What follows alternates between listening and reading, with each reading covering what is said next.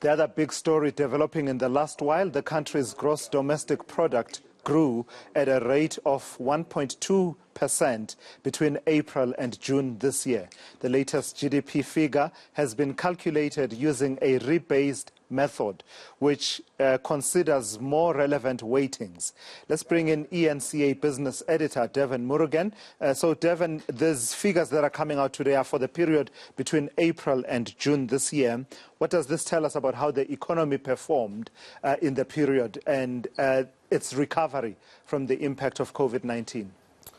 Well, I must tell you, Tulis, for one, the economy has done better than expected. Economists had thought that the next 3 months from the first quarter would yield growth of about 0.7%. It actually did better than that. Let's pull up that number and show you very quickly what the economy has done. So 1.2% growth between April and June this year. We must point out that this particular reading was done based on new weightings, as you said earlier, Tulis. Every 5 years, the Stats SA body does a rebasing of all the factors that will influence economic growth. As you know, as the economy changes, those weightings become more and more or less prevalent. So 1.2% better than expected, Tulis. But here's the cruncher, a number that's not on the screen at the moment. This economy is 1.4% smaller than it was before COVID hit us. Now, you ask yourself, if we already had a tremendously difficult job creating more employment, what is it going to be like with the economy 1.4% smaller than it was before COVID? And so, Devan, at the same time, economic growth is at the center of job creation. Last month, we saw a record jobless rate that was recorded by Stats SA. Are there any signs of being able to create jobs and absorb people who are unemployed? That's the key question, Tulis, and I think even off camera we were talking about this. So it's all well and good to have these figures that stream in. We are likely to see from a low base most of these sectors increasing because they were doing poorly to begin with. But here's the big thing when it comes to economic growth.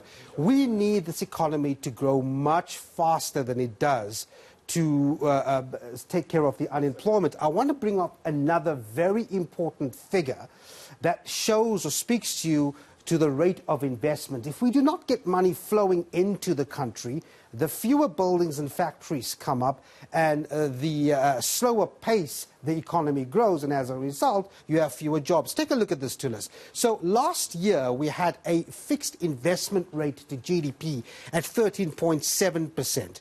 Any country which wants to grow and create jobs, you need a investment rate of 25% to 30%. Can you see the disparity between that? It's huge. It's a huge figure. So economic growth, the figures that we are seeing today are meaningless if this investment does not kick off. And that number needs to reach at least 25% for this economy to significantly grow. Now, you need to ask yourself, why is it that we're not seeing bags of money flow into this country and put up these factories, and that will change this figure? It's not happening at the rate it should.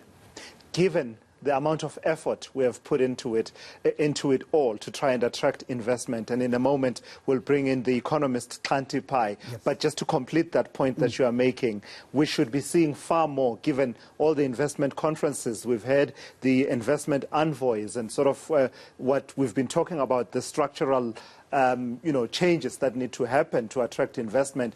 But given that gap, it seems we're not gaining traction. I think it's precisely that. Because, like you said, these investment conferences, they're all well and good. And look, government has made some progress. What are these investors, this little icon over there, really looking for? Those structural factors that you hear about so often. Security of power supply in this country, whether or not it is easy to be flexible on your labor front. Is that happening or not? What about our ports, our infrastructure?